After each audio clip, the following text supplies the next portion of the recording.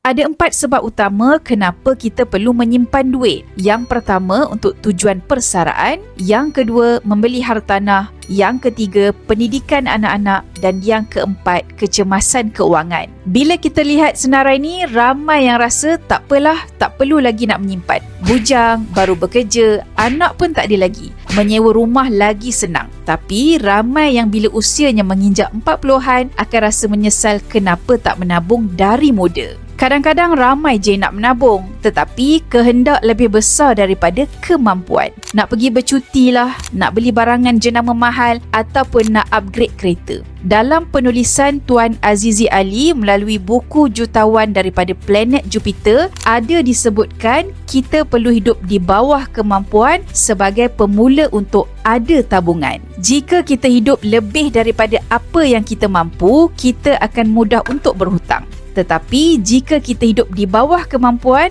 kita akan mudah untuk menabung.